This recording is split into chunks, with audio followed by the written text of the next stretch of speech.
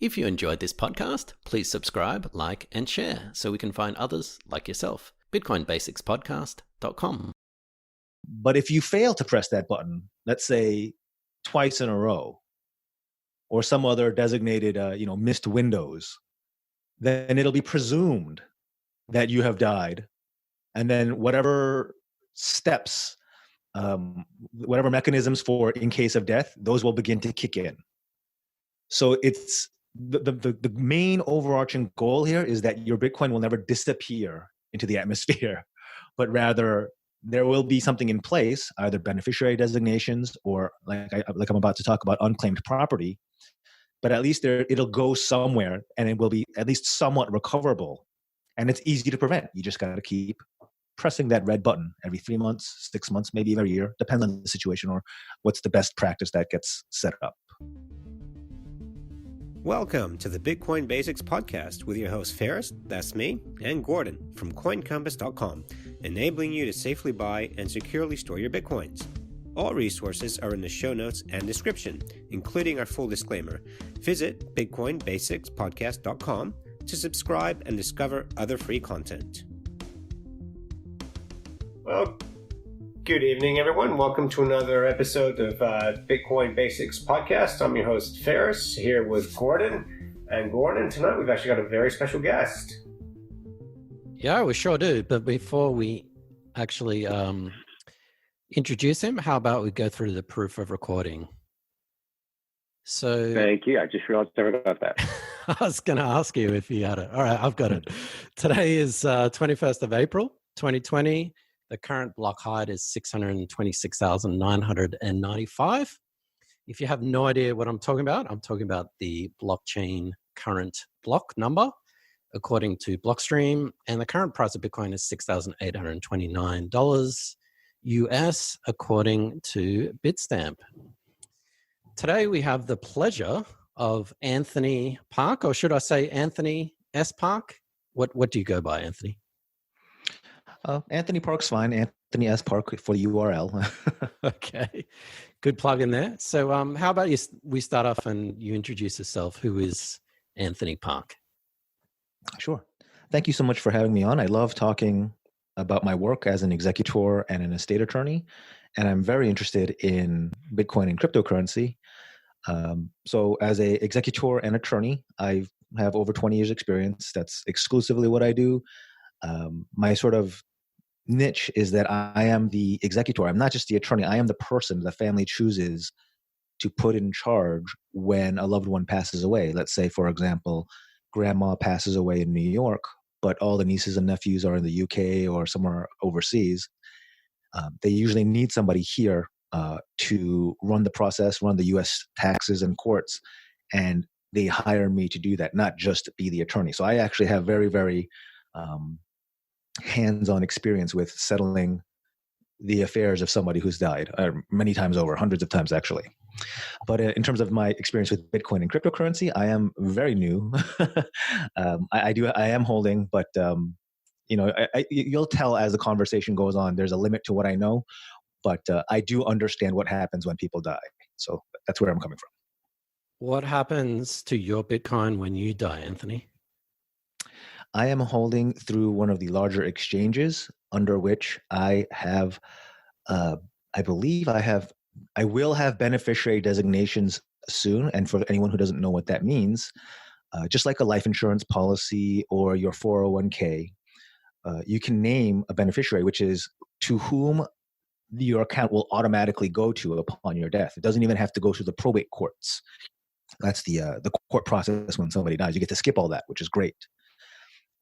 So I think they're in the process of rolling that out. So as of now, then, my executor, the person named in my will to take over my estate, in my case, my spouse, will, once she gets the court authority, she can just go to, I think I'm with Coinbase, and she can just file the paperwork with them, and they will turn over the account access to her, which is very similar to, a Vanguard or E-Trade brokerage account, or something that most people, most non, crypto enthusiasts would be familiar with and comfortable with, if that makes sense.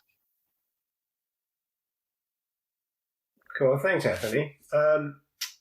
Yes, this is something Gordon and I come across quite often, and it's a discussion we've had as well, is where do I keep my Bitcoins? Do I keep them on the exchange, or do I remove them and put them into my own personal wallet or cold storage device?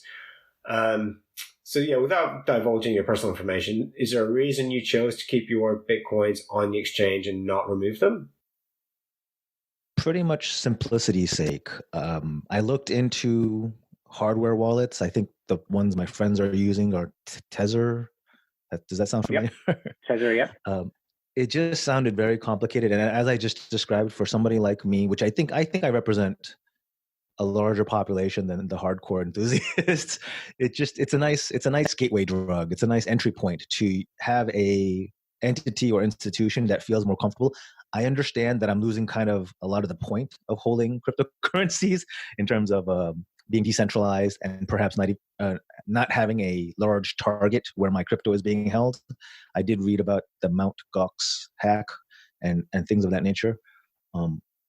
But I think the risk of my holdings disappearing upon my death or at any time because nobody knows about them is probably, in my circumstance, a higher risk than a large exchange, getting hacked into oblivion, if that makes sense.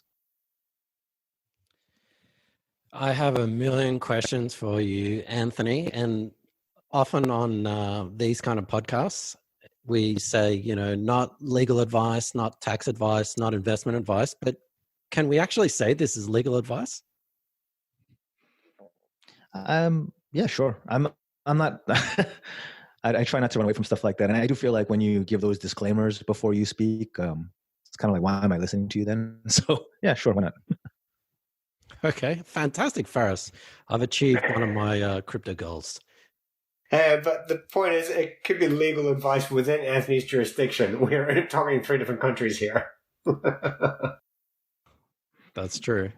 But then again, where is the server? Where are we actually communicating? In a country or online? So how about we go through estate planning? What is, I think most people know what estate planning is in the broader sense, but why is it important for people who have Bitcoin and Bitcoin investments? Yes. So estate planning narrowly for folks, for the context of our conversation, it has to do with 2 things: who gets your stuff when you die, and who's in charge of making that transfer happen. Those are the 2 real questions that we're trying to answer with your estate plan. And the most common mechanism is a will, right? And a will is a document that you file with the court. And what it does is it says, okay, anything that was still in, Gordon's name when he passed, we've appointed somebody, the person in charge, let's say your spouse or Faris is your executor, who will have the legal authority to go around or call or, log into all the bank accounts and have the legal authority to transfer them to, I'm simplifying this a lot, but transfer them to whoever you named as your heirs or beneficiaries in your will. It doesn't happen automatically. There's somebody actually who has to, go about the business of doing that. As I mentioned earlier, with the larger cryptocurrency exchanges, you also have the option of things called beneficiary designations. In that scenario, you're naming who gets your stuff when you die by naming a beneficiary, and there is no mechanism. Well, the mechanism is you go to the exchange with the death certificate, and they just give it to you. You don't have to go to court. So the person who you've named as your beneficiary, let's say your spouse, just takes your death certificate, goes to Kraken or wherever, and they will, once they've confirmed that it is an authentic death certificate and that you are in fact the person who is named as the beneficiary, they'll turn over the account to you. They don't need to see any court proof. And then, I'm happy to talk about some of the newer and more detailed or more thought out solutions, such as I think it's Casa Covenant, and then some of the more theoretical solutions for hardware, such as the Dead Man Switch. Those are very interesting to me. And whenever you want to jump into those. Just on that, Anthony, a lot of people have probably got, like you said, you've got some Bitcoins on Coinbase and Kraken. I believe they're both under US jurisdiction. What is the scope of the will? So, for example, if someone had their Bitcoins on Binance in the UK or Singapore or something like that, and they were a US citizen.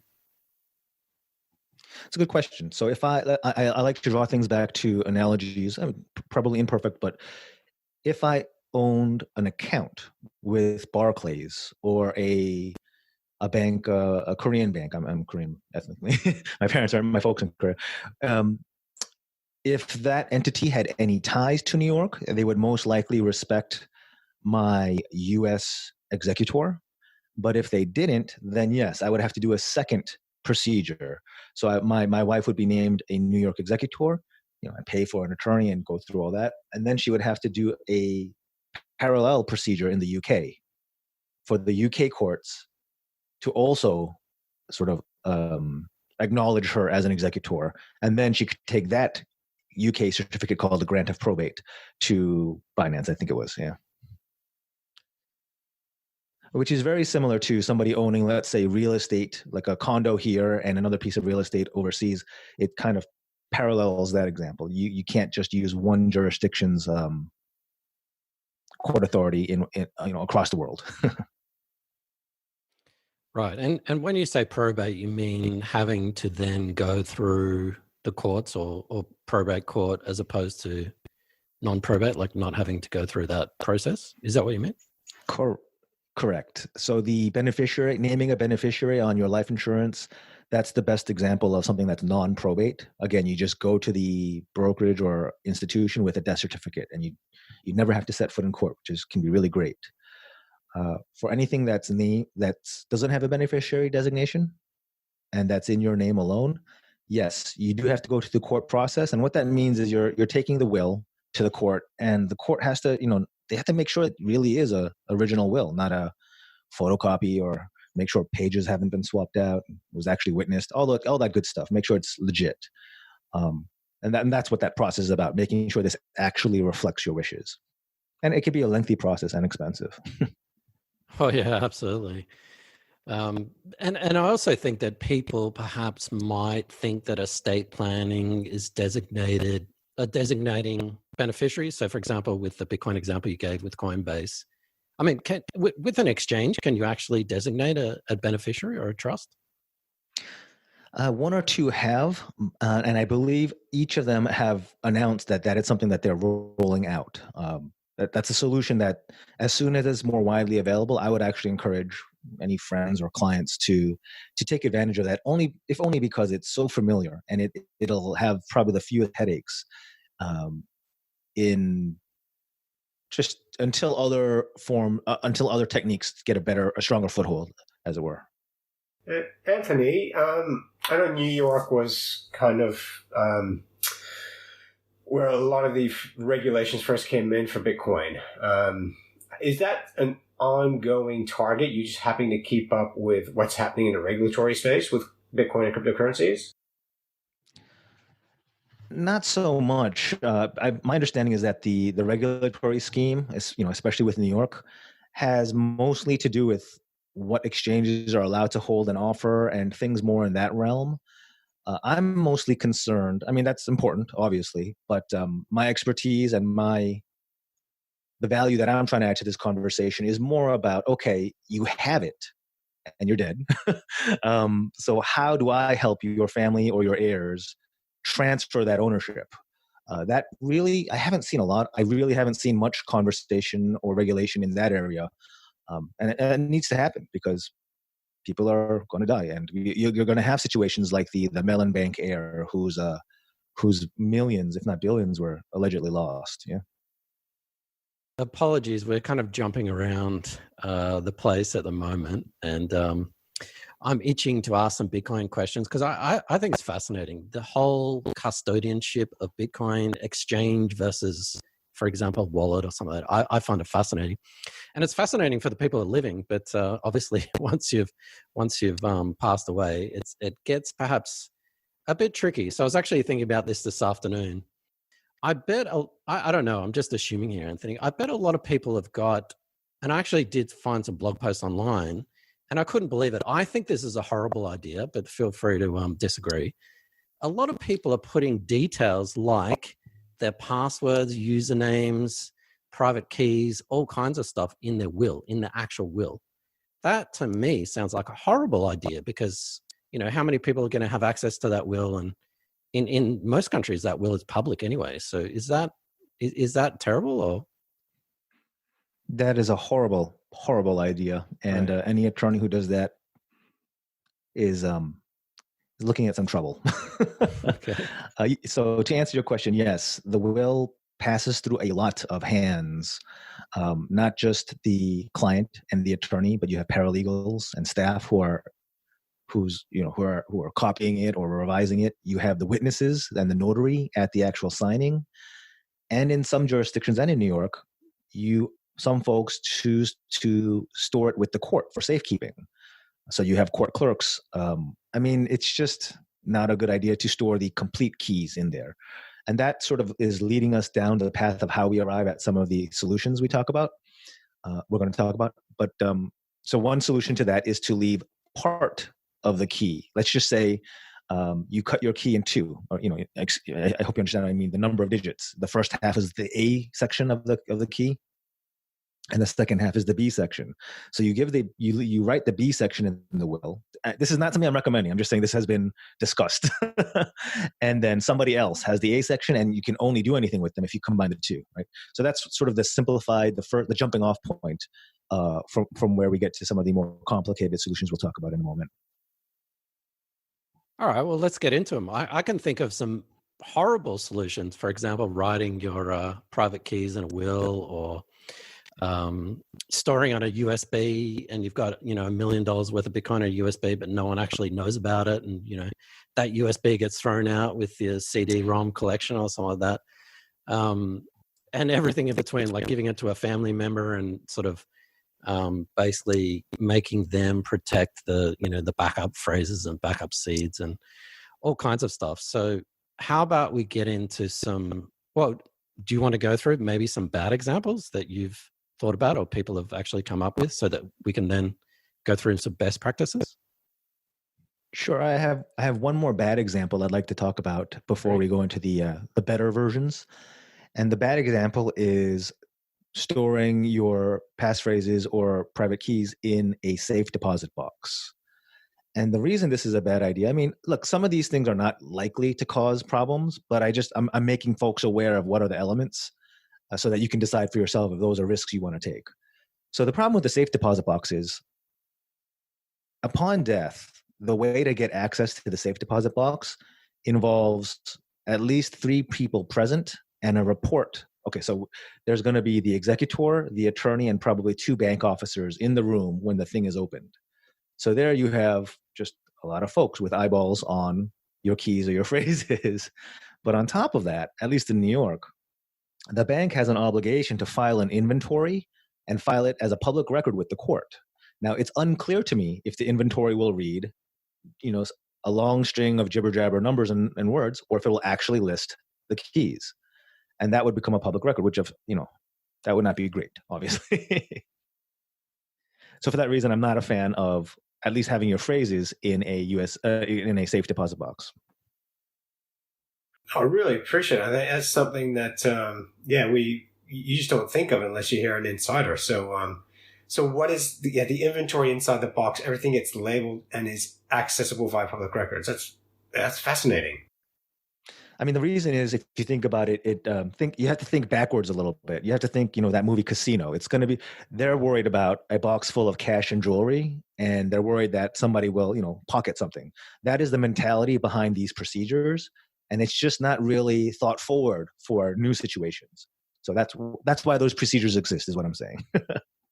So let's go through some possible scenarios. I think you mentioned in an email a couple of those, but do you want to go through perhaps the couple of common solutions out there? I've thought of a few sort of off the wall ones, but I'll leave it with you first.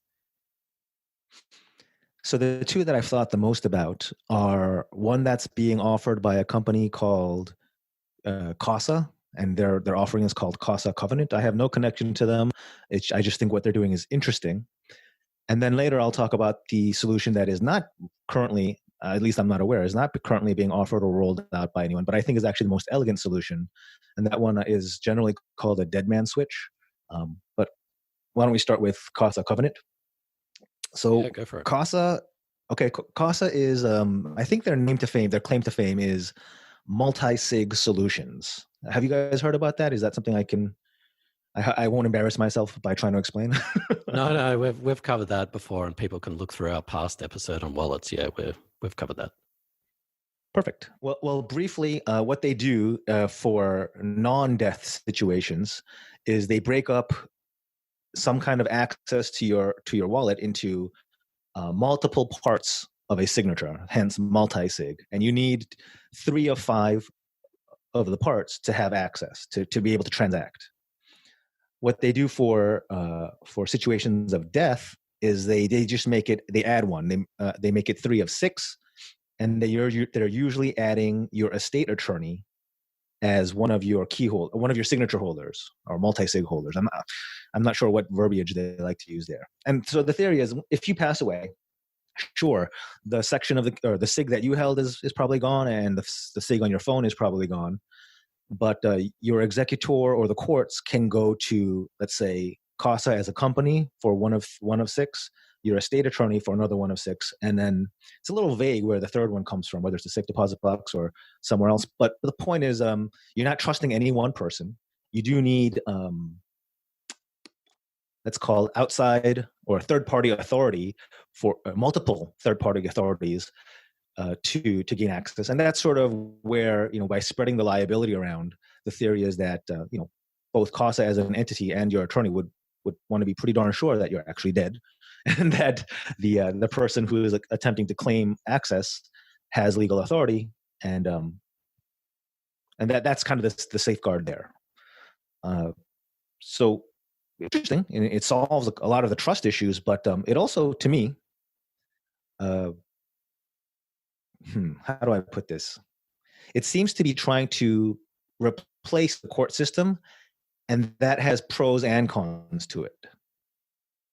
So you're replacing the court system. Oh, yes, please, go ahead, Gordon.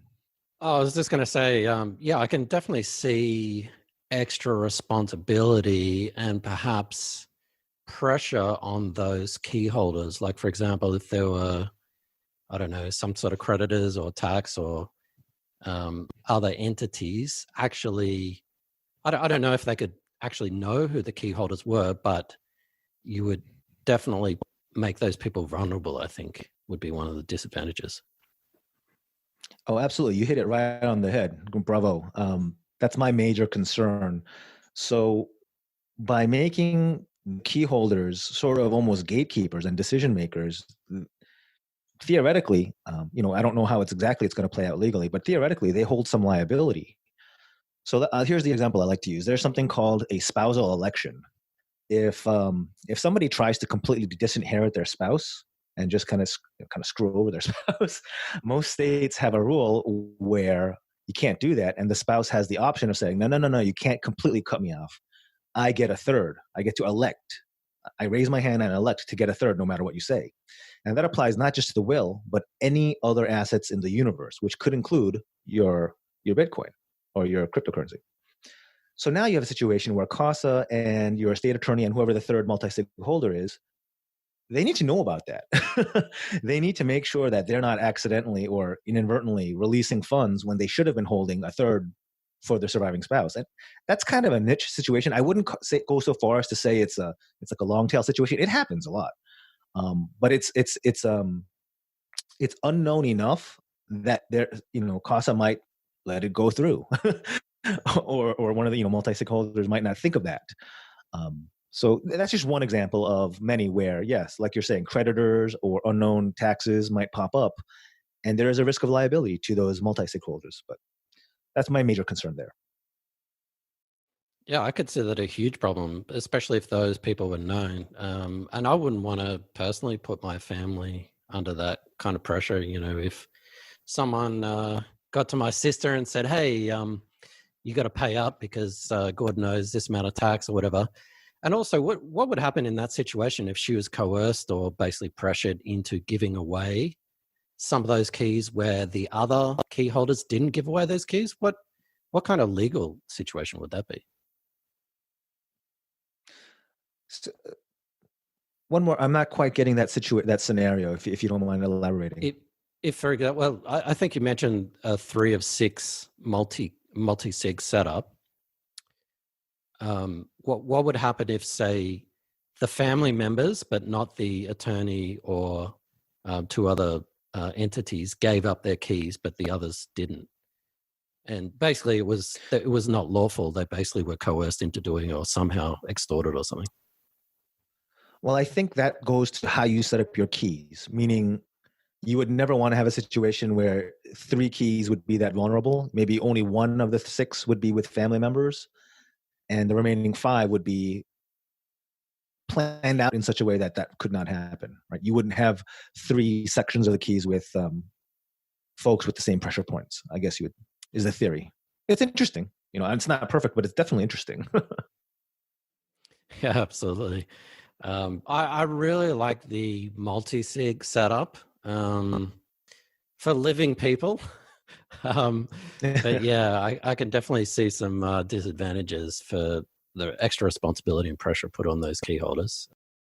Do you want to learn how to safely buy and securely store your Bitcoins? CoinCompass.com is running a free 2-hour webinar on Sunday, 31st of May. To register and for more details, visit CoinCompass.com/webinar. We have one possible solution, Anthony, with the multi-sig setup, and our listeners are familiar with multi-sig.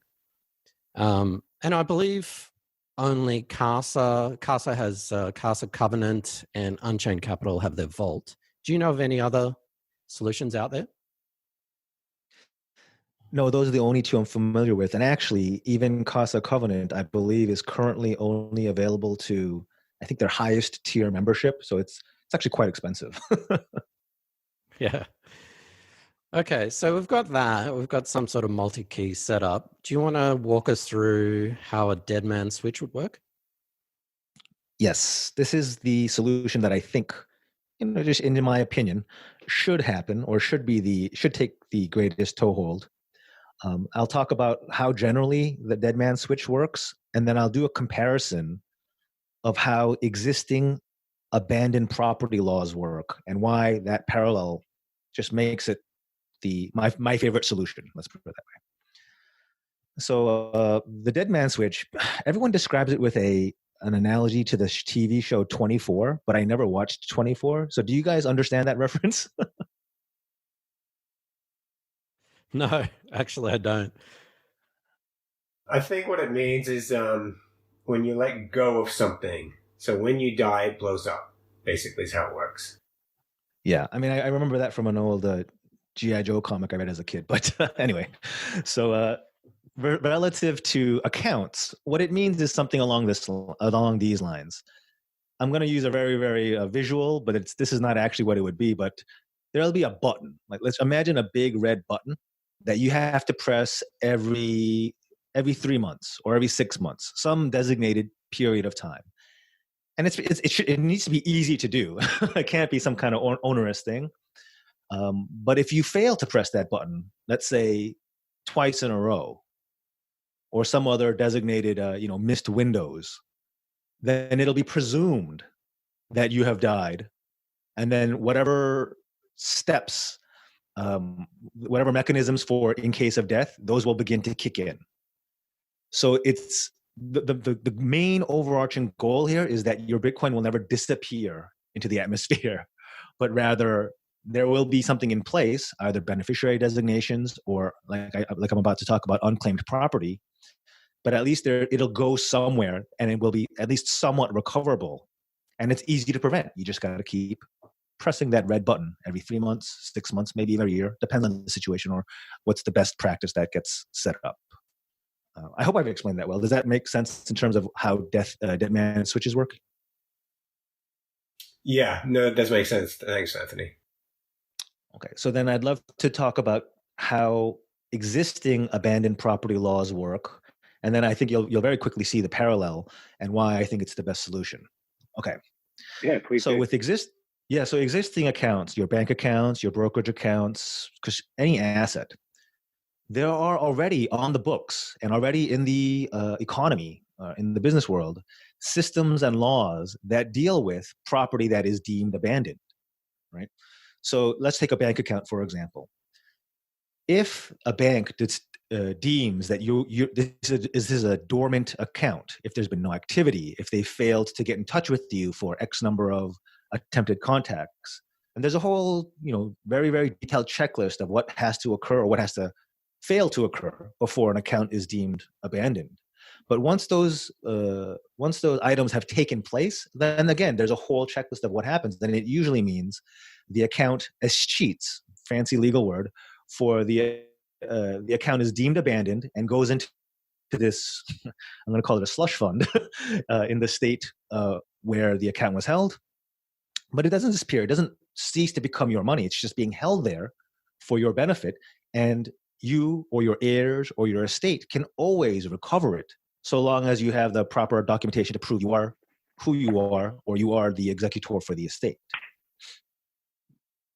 So my point is that there is a structure that prevents, let's say, bank accounts and brokerage accounts from disappearing, so that you're in a way that your heirs would never get them. So why not just simply apply that same or similar structure to your cryptocurrency?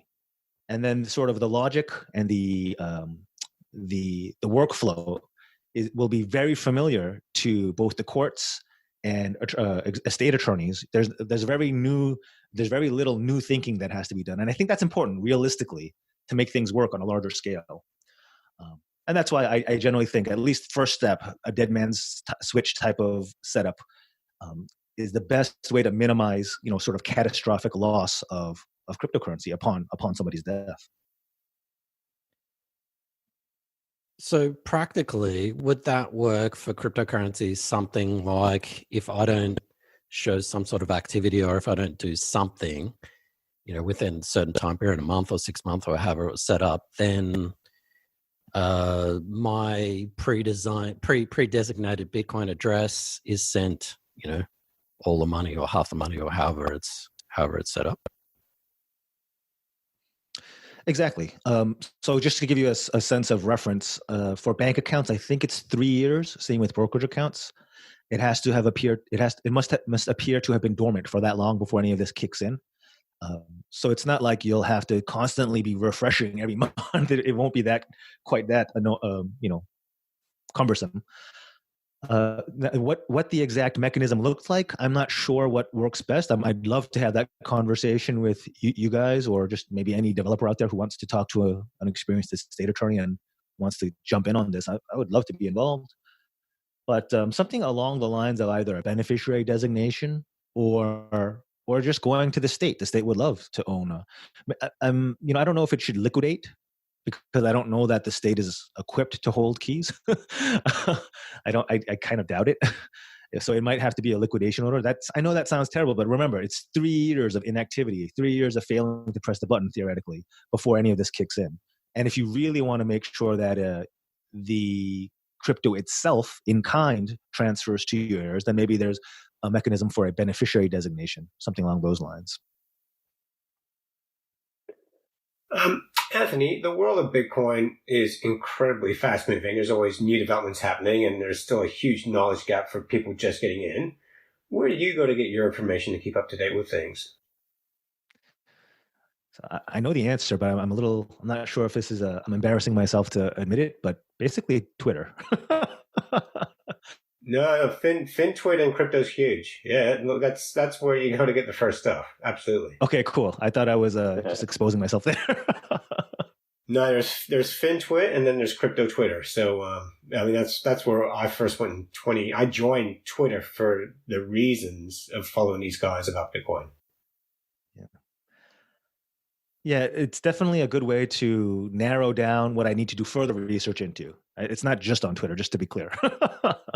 Yeah, Twitter points you in a direction. Yeah. Right. Yeah, I agree with that. The problem with Twitter is there's so much noise, and there are so many scams, and there are so many other crypto, not the other crypto projects about it and that, but there's a lot of noise. You gotta search for that needle in the haystack. But I guess that's like anything. You look at podcasts or YouTube or whatever. So there's definitely a lot of information out there. I wouldn't say there's a lot of great information out there, but yeah, you got to sift through it. if people are listening to this, they might have a will, but they haven't updated it with any crypto assets or anything like that. Where do you suggest, like, what are the best practices? How do people get started? I always try to answer with real world and sort of. I'm not very academic. I'm very, very real world based. So my first question is, who do you want to receive the crypto? Let's say it's your spouse or your adult children. And just realistically, will they have any idea what that even is? Because a lot of people don't. So, Gordon, would your loved ones know even where to begin if you handed them a USB with, you know what I mean? Like, and if you don't want to ask Gordon that. Gordon would have built them the USB from spare parts he found in the rubbish. Hey man, I've got my own custom solutions for that, and I'm not going to say what they are on a public podcast. But no, yeah, sorry, Anthony, keep going. Well, that actually speaks to my point. So, whatever custom solution you have, which I think I'm sure is remarkable, would your loved ones even be able to begin to understand how to access those? Right? They would definitely struggle, but I've built it well enough to be idiot proof. So yeah, I think they would be able to follow it.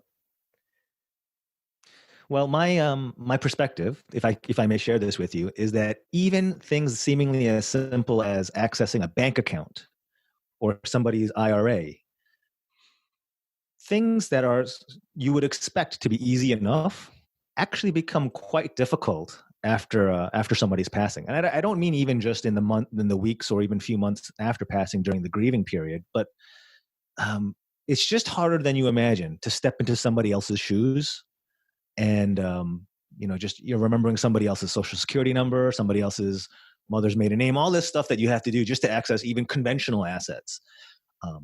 I can imagine it'll be even harder with I'm just going to call them less conventional assets. So anyway, with that in mind, just design accordingly, or speak to, if your loved ones, you're very confident they won't have much trouble with that, then you might not have to do much estate planning because they'll just know how to get to your custom bunker or whatever you have set up there. Whereas if it's a spouse who's a little less familiar, then yes, you probably want to think about something more traditional, like a beneficiary designation or a dead man switch that'll just execute for them, right? Yeah, there's definitely still a lot of room for education in Bitcoin in so many different industries as well.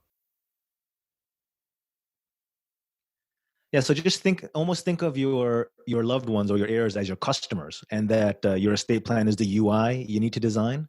You got to think about them, not what you'd be able to solve, or work with. And just think about them in a very not great state of mind. Even if they're past the grieving stage, it's a pain. Managing somebody else's investment property, again, drawing it to more traditional frameworks. That's a pain too. Like, oh, when do I collect rent from this guy? Does he direct deposit? Do I have to go to get cash from him? All those little things, even in traditional scenarios, are huge pain. So just keep that in mind. I'm just sort of sharing with you what I do on an everyday basis. No, we've got to be practical here, and Faris and I discuss quite often on the podcast, security is sometimes the enemy of convenience. So sometimes something's super convenient, super simple, but it's not as secure. And sometimes something's incredibly secure, but it's not very convenient. So it's a trade-off. So everything is a trade-off, and it depends on, technical ability and what you're willing to sacrifice, what you're willing to consider. So I don't think, like with everything in Bitcoin, there's no one size fits all. So it's probably a custom solution based on who your heirs are and how technically savvy they are, I guess. I've heard one suggestion. We can wrap up on this, but the one suggestion I've heard, I'm not sure how I feel about this, but I'm happy to talk about it, is to have a cryptocurrency executor, sort of a second executor specifically for that section of assets. And there's a precedent for this. Authors or creators will often have a literary executor whose sole job is managing the copyrights and royalties from just ongoing the works that generate income continuously after death. So there is a precedent, or there are instances where you have a sort of separate sub-executor for just that asset. And you might consider that if your spouse or loved ones just simply won't be able to wrap their heads around how you've set your things up. Maybe you have a trusted friend and have them as court-appointed crypto executor. So they do have sort of, in terms of trust, they do have obligations to the court and liability to the court, so that they'll do it correctly. But they also have the expertise that maybe your adult child or spouse won't have, who would serve as the just general executor. Oh, that's fascinating. I never actually considered that. Thanks for that. Sure. Okay, well, I think we could wrap it up there. I could go on and on about custodial solutions and the advantages and disadvantages of both the custodial and non-custodial. But don't write your private keys in your will, peoples. Stupid. Yes, correct. I was just going to say, Anthony, if people want to find out more about you, where do they go? Sure. My website is anthonyspark.com. And if you just look up Anthony S. Park on Amazon, I have a couple of books on estate planning and personal finance. That's really the best way to get to know me, as it were.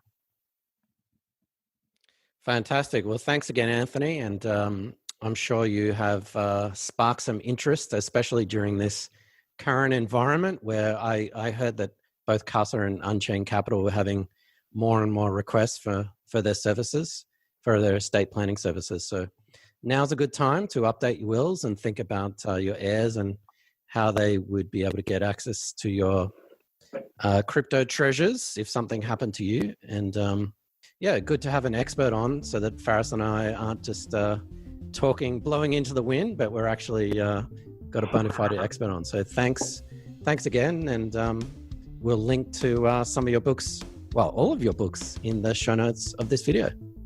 Thanks, guys, for having me. Thanks, Anthony. Thanks for watching or listening. Please visit coincompass.com/free to register to our socials and discover other free content. Subscribing, liking, and following helps this content remain ad-free. Until next time.